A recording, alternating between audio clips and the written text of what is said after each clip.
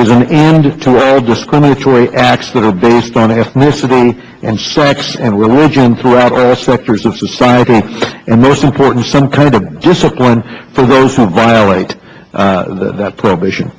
They ask for eradication of all ideologies in the education system, and install this, because those install discrimination and hatred among students starting at the preschool level and all the way to the university level. The fourth thing they'd like, these are the young students that were in the streets, all right? They want awareness of the imminent danger of radical religious groups in Egypt, such as the Muslim Brotherhood, which to some extent, they say, is funded by Iran, and one of the things they report is that there is walking around money, and there's food that has been provided by the Iranians, and it's annoying to those that are leading the charge to have on the streets, you know, a foreign influence, and they'd like that known. In the summer of 2009, many of us in this country were very dismayed over the fact that when the demonstrations broke out in Iran, in the streets, that on day one, our president said nothing. On day two, our president said nothing.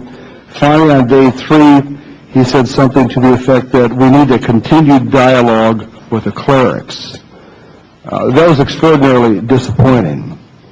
And then when the people started marching in Egypt, it didn't take the president that long to undermine President Mubarak and said he's got to go.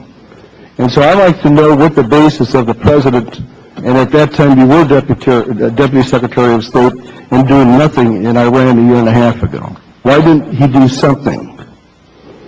Congressman, I obviously have a different view on what took place, both in terms of the statements that we made in support of the people in the streets in Iran and the support that we have continued to give for that, as well as our continued focus on the problem of the deprivation of human rights in Iran, including... I'm talking about the response, not the focus. And don't tell me that the people in the streets were supported by the U.S. government, because they were not.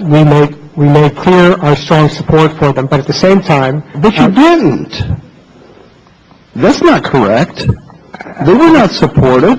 I think we gave the support that the President articulated and the Secretary articulated about our strong commitment to their rights to peacefully demonstrate, to assemble, the need for the government there to engage with them. But everybody in the world understands that President Obama's position